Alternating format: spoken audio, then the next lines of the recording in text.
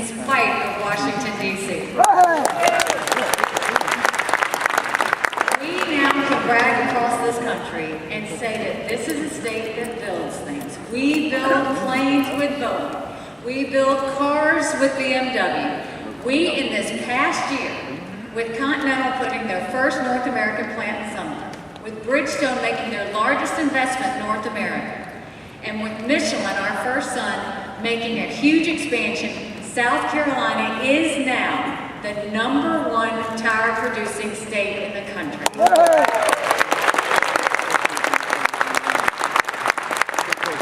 If you're going to buy a four-wheeler, we make more ATVs in the world right here in South Carolina with Honda. So we need to make sure we're supporting Honda with that.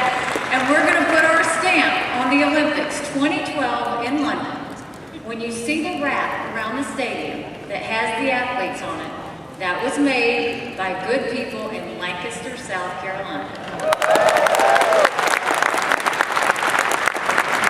What we've done is focused on jobs, because while every state's struggling, we know that if you give a person a job, you take care of a family. And we're not just focusing on cities, we're going into the small towns. We're not just focused on bringing companies from other states, we're looking outside the country. We brought Otis Elevator in Florence from Mexico. We brought Awesome Candy in Sumter from China. And we now just introduced NK New Look into Blackfoot. They brought 212 jobs into a town of 2,400. That makes a town. We brought Masonite Doors, 200 jobs in a town of 2,500 in Denmark.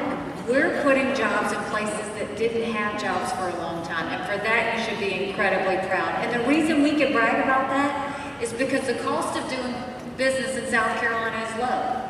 We have one of the most trained and loyal workforces in the country, and we continue to be one of the lowest unionized states in the country.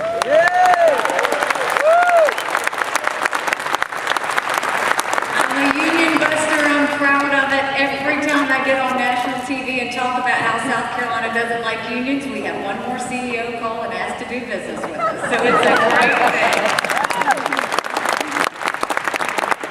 The unions did a lawsuit against me and told me to quit talking smack about it. I told them they gave me too many reasons to do it, and thank God for our conservative judges who dismissed the case and said it was freedom of speech. Unions didn't like that, so they appealed it, and guess what? We just smacked them around again. They lost again, and freedom of speech won again in our country. I want to tell you this, that we have tough challenges in South Carolina. We're going to be okay. The hardest part about my job continues to be Washington, D.C. And think about what Washington, D.C. has done to us. We passed one of the strongest illegal immigration reforms in the country, and President Obama stopped us with the DOJ. We passed and said, if you have to show a picture ID to buy Sudafed, if you have to show a picture ID to get on a plane, you should have to show picture ID to protect the integrity of the voting process.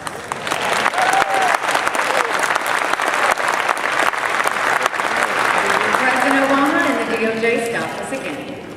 We'll continue to fight. We'll continue to sue. And then they came down with one of the hardest hit things we ever saw, the National Labor Relations Board, at a time where a great American company like Boeing put 1,000 jobs in Charleston, expanded 2,000 jobs in Washington State. They came in and said they couldn't do it. And what we told them was, you sit there and talk about wanting made in America, and we've got some planes we're trying to make in Charleston, South Carolina, and you're stopping us. But guess what? It's a presidential year. Wasn't a real good issue for President Obama. And what was 1,000 employees is now 6,000 employees and going.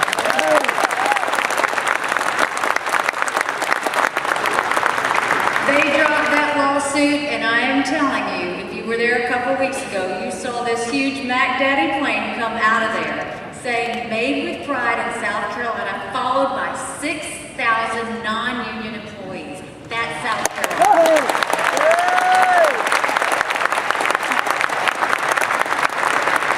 We're going to continue to fight, we're going to continue to kick, and the harder they make it, I will tell you, my heels continue to get taller and sharper, and we'll continue to make sure that we use them. But I also want you to know that as we go into this primary, every one of us in this room, we're in all different places. We knew we wanted something. We knew what we were fighting for, and so we went and fought for our candidates. Now we're at a point where we may have disagreed on who we wanted, but we absolutely know what we don't want in that White House coming.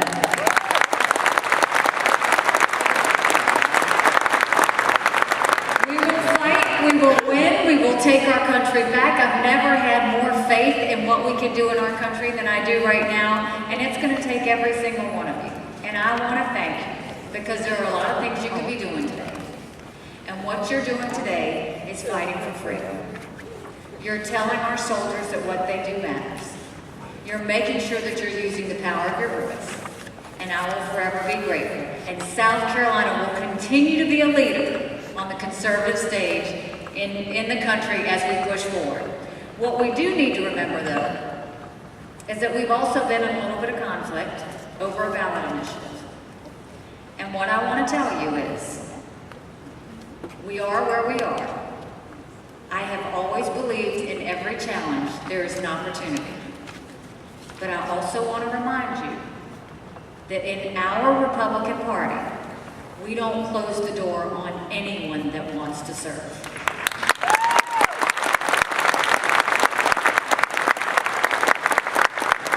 We're sitting in a situation where there's going to be a lot of petition candidates, and I will tell you what I have told many that have come to me.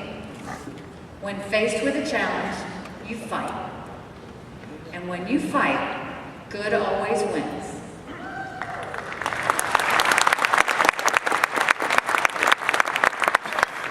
And when you win, God smiles. And then we thank our blessings. And we will do that again in South Carolina, because no matter what, no one can hold us down in our great state. No one can say we can't do something in our great state. And it will continue to be a great day in South Carolina.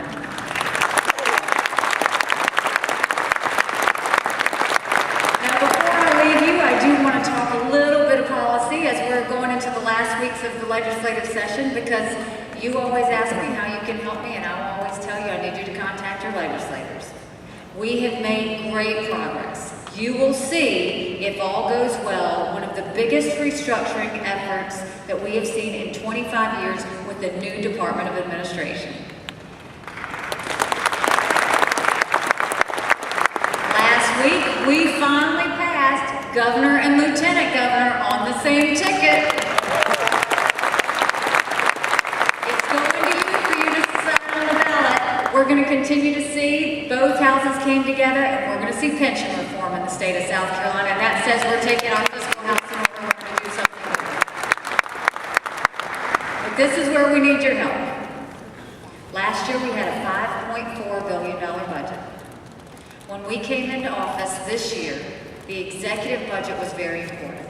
We were dealing with 5.7. And what I saw was law enforcement that had been cut to the bone, and we needed to strengthen them. And so we gave them a big boost at a time where we need more people, we need more equipment, and we had a lot of backlogs when it came to DNA cases. We saw that mental health had been totally deprived. 1 in every 4 people have a mental health issue. Yes, you can look around. But if treated, they can live a good, strong life. And so what we said is instead of cutting mental health to the bone, keep them out of jails, keep them out of emergency rooms, and let's give them the treatment we need. So we bumped up mental health. But we cut in other places. We did what you do in your household. We did what you do in your business, and we prioritized. And in that, we put $148 million in tax relief. Because once again, we have watched year after year where the taxpayer and the businesses come last in this state. And that's not going to happen anymore. For once, we need to say the taxpayers come first. So what you have is a budget that is now in the Senate. They are now, the money tree has fallen, and what we dealt with is a $5.7 billion budget. They have a $6.1 billion budget. I have asked for 1.6% in tax relief. 1.6%. That's not too much to ask. When the money tree falls, when are we going to say competition is good? Every CEO talks to us about our tax structure. Let's make sure we're competitive. When you give the money back to businesses, when you give the money back to the people, that means jobs. Right now, we're getting resistance in the Senate. 1.6%. There is no excuse good enough for them not to give it to us. There is every reason strong enough to say we're a state where the taxpayers come first.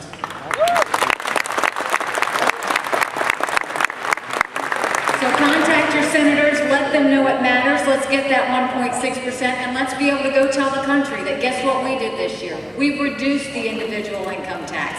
We reduced the small business tax, and we are going to make taxpayers and business people first in South Carolina, where we care about jobs, we care about the economy, and we will take care of our debt. I want to thank you again for always being so kind. God bless you. Do the hard work, and I'll be right there with you. Take care.